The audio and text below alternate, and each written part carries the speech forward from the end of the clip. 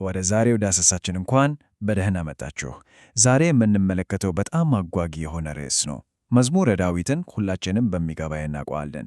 ግን እነዚህ መዝሙሮች ዝም ብለው በአጋጣሚ እየተሰባሰቡ ናቸው ወይስ በስተጀርባቸው ጥልቅ የሆነ አወቃቀር አላቸው?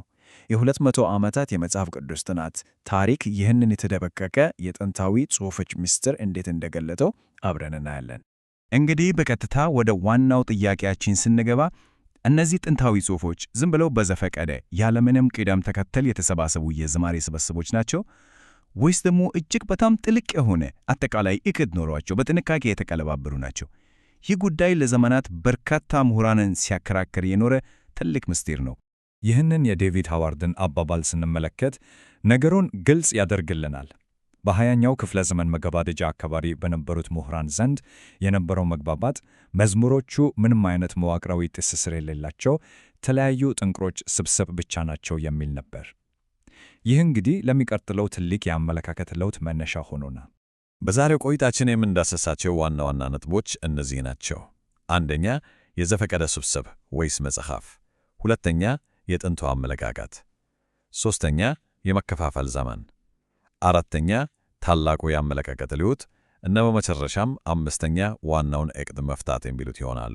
በመጀመሪያው ክፍላችን የዘፈቀደ ስብስብ ወይስ መጽሐፍ በሚለው ርዕስ ስር ጽሑፉን በመከፋፈል እና በአንድነት በማየት መካከል የነበረውን ውጥረት እንመለከታለን። ይሄ የጊዜ ሰሌዳ እንደሚያሳየን ባለፉት 200 ዓመታት ውስጥ የምሁራን አመለካከት በአራት ዋና ዋና የትርጓሜ ወቅቶች አልፈዋል። ከትንታኔ በፊት የነበረው ዘመን ታሪካዊ ትንታኔ፣ ቅርጻዊ ትንታኔ እና የአርጦት ትንታኔ በማለት ልንከፍላቸው እንችላለን። እያንዳንዱ ዘመን በራሱ የተለየ የጥናት አካሄድ ነበረው። ወደ ሁለተኛው ክፍላችን ስናልፍ የጥንቱ አመለካከት ምን ይመስል እንደነበር እናያለን። ቀደም ተከተሉ ምን ያህል ትርጉም ነበረው የሚለውን ነጥብ አብረን እንፈትሻለን። እዚህ ላይ ልብ ልንለው የሚገባን በጣም ወሳኝ ነገር አለ። ጥንታውያን ተርጓሚዎች፣ የቁምራን ማኅበረሰብ፣ ጥንታውያን ረቢዎች እንዲሁም እንደ ካልቪን ያሉ የጥንት ተሐድሶ አራማጆች ሁሉም ማለት ይቻላል የመዝሙሮቹ ቅደም ተከተል ሆን ተብሎ የተዘጋጀ ጥልቅ ዓላማ እና ትልቅ የትርጓሜ ትርጉም ያለው መሆኑን አጥብቀው ያምኑ ነበር። ለእነሱ ቅደም ተከተሉ በዘፈቀደ የተደረገ አልነበረም። በሦስተኛው ክፍላችን ደግሞ ነገሮች እንዴት እንደተቀየሩ እናያለን። የመከፋፈል ዘመን ወደምንለው እና ጽሑፉን በማይክሮስኮፕ ስር ወደ መመልከቱ አካሄድ እንሸጋግራለን። በ19ኛው ክፍለ ዘመን አካባቢ ነገሮች ሙሉ በሙሉ ተለወጡ ለማለት ይቻላል። እጅግ ትልቅ የአመለካከት ለውጥ ተከስቶ ነበር። በአንድ በኩል ሊበራል ምሁራን ጽሑፉን በሳይንሳዊ መንገድ ለማጥናት ሲሉ የቆዩ ባህላዊ እምነቶችን ወደ ጎን ሲቱ፣ በሌላ በኩል ደግሞ ወግ አጥባቂ ድምጾች የድሮውን የጸሐፊነት ታሪክ አጥብቀው ይከላከሉ ነበር። ይህ ክፍፍል የአካዳሚክ ምህዳሩን በመሠረታዊነት ቀይሮታል። ከዚያም ኢየአ በ1912ዎቹ አካባቢ ሄርማን ጉንከል የተባለው ምሁር መጣና ጽሑፎቹን ጋቱንገን በሚባሉ ልዩ ስነ ጽሑፋዊ ዘጎች ከፋፈላቸው። ይህ ማለት ምን ማለት ነው? መዝሙሮቹን እንደየይዘታቸው መበታተን ጀመሩ ማለት ነው። የሐዘን መዝሙሮቹን በአንድ ላይ፣ የምስጋናና የንጉሣዊ መዝሙሮቹን ደግሞ በሌላ መደቡ። የጉንከል አቀራረብ በዚህ ብቻ አለበቃ። እሱና ተማሪው ሲግመንድ ሞዊንከል ሲትስ ኢም ሌበን ወይም የመጀመሪያው የሕይወት አውድ በሚለው ጽንሰ ሐሳብ ላይ ያተኮሩ። ይሄ ልክ እንደ ታሪክ መረማሪ መሆን ማለት ነው። እያንዳንዱን መዝሙር ነጥሎ በማውጣት በጥንቷ እስራኤል ውስጥ ይሄ መዝሙር ለየትኛው ልዩ ስነ ሥርዓት ወይም የሕይወት አውድ ተጻፈ ብለው መጠየቅ ጀመሩ። የዚህ አካሄድ አስገራሚው ገጽታ ስነ ጽሑፋዊ ቅርጾቹን ከምን ተግባር ጋር እንደተያያዙ ፊት ለፊት ማጋጨቱ ነው። ቅርጽና ተግባር ተነጻጸሩ። ይህ ዘዴ መዝሙሮቹን እንደ አንድ የተዋሃደ መጽሐፍ እንድንመለከታቸው ሳይሆን የተለያየ ተግባር እንዳላቸው የተበታተኑ ጥንቅሮች አድርገን እንድናስብ አድርጎን ቆይተዋል። በአራተኛው ክፍላችን ወደ ታላቁ የአመለካከት ለውጥ ስንመጣ ነገሮችን በማይክሮስኮፕ ሳይሆን በቴሌስኮፕ ሰፋ አድርጎ ወደ መመልከቱ ሂደት እንገባለን። ከ1970ዎቹ መገባደጃ ጀምሮ በዚህ የተበታተነ አቀራረብ የተሰላቹ ምሁራን አዲስ መንገድ ፈጠሩ። ብሬቫርድ ቻርልስ እና ጄራልድ ዊልሰን የጀመሩት የአርትዖት ትንታኔ በቃ አለ። መዝሙረ ዳዊት ዝም ብሎ በአጋጣሚ የተሰባሰበ የዝማሬ መጽሐፍ ሳይሆን ሆን ተብሎ የተስተካከለ አንድ ሆት የሆነ መጽሐፍ መሆኑን በተጨባጭ አረጋገጡ። አሁን ትኩረቱ ይህ መዝሙር ከየት መጣ ከሚለው ይልቅ አሁን ባለው የጽሑፍ አውድ ውስጥ ምን ትርጉም ይሰጣል ወደሚለው ተቀየረ። እዚህ ላይ የጄራልድ ዊልሰን ጥናት በጣም የሚገርም ነው።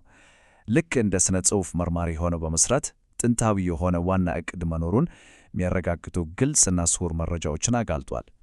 ለምሳሌ የጸሐፊዎችን ስም፣ የዘውግ ቃላትን እንዲሁም ልዩ የሆኑትን የሃሌሉያና የንጉሣዊ መዝሙሮችን አቀማመጥ በማጥናት የመጽሐፉን ክፍሎች እንዴት በአንድ ላይ እንዳሰሯቸው እና የትልቁን ስብሰብ መጋጠሚያዎች እንዴት እንዳሳዩን በግልጽ አሳይቷል።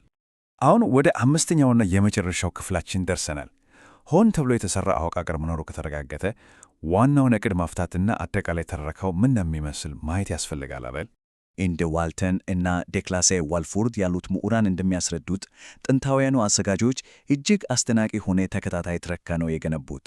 ጉዞው የሚጀምረው በመጀመሪያዎቹ 2 መጽሐፍት ውስጥ የዳዊትን መንግሥት መመስረት በማሳየት ነው። ከዚያም በሦስተኛው መጽሐፍ ላይ የምርኮን ጊዜ እና የውድቀቱን ተስፋ መቁረጥ እናያለን።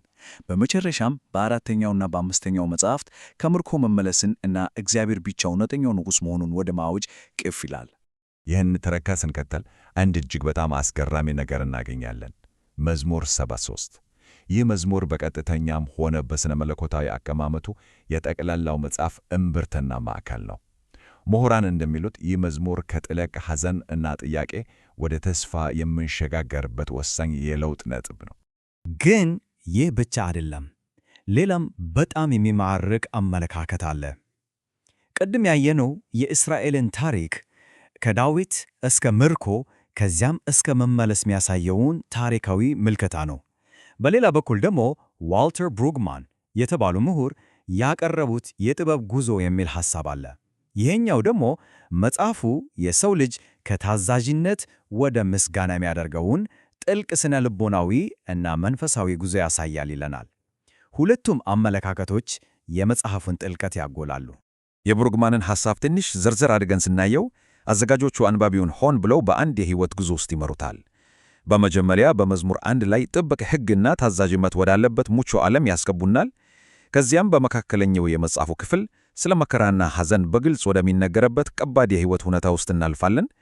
በመጨረሻ ግን በመዝሙር 150 ላይ ምንም አይነት ቅድመ ሁኔታ ወደሌለው ራስን በመተው ወደሚቀርብ ፍጹም ምስጋናና ደስታ ያደርሱናል። ይህ የሰው ልጅ እውነተኛ የሕይወት ጎዳና ነው። እንግዲህ ነገሩን ስናየው ጉዞው ወደ መነሻው ተመልሷል ማለት እንችላለን። የ19ኛው ክፍለ ዘመን ታሪካዊ ትንታኔ ጽሑፉን ወደ ተለያዩ ቁርጥራጮች ሲከፋፍለው የነበረ ቢሆንም የ20ኛው ክፍለ ዘመን የአርቶት ትንታኔ መልሶ እንደ አንድ የተዋሃደ መጽሐፍ ገጣጥሞታል። ዘመናዊው የአካዳሚክ ዓለም 200 ዓመታት ፈጅቶ የጥንት አንባቢዎችና ተርጓሚዎች አስቀድመው ያውቁት የነበረውን እውነት በሳይንሳዊ መንገድ ማረጋገጡ በእርግጡም አስገራሚ ነው። የዛሬውን ዳሰሳችንን ስናጠቃልል በአእምሮአችን ውስጥ የሚንቃጨል አንድ ትልቅና ቀስቃሽ ጥያቄ እንተዋለን። አንድ ሰው ከጥብቅ ታዛዥነት ወደ ራስን የመተው ምስጋና እንዴት ይሸጋገራል?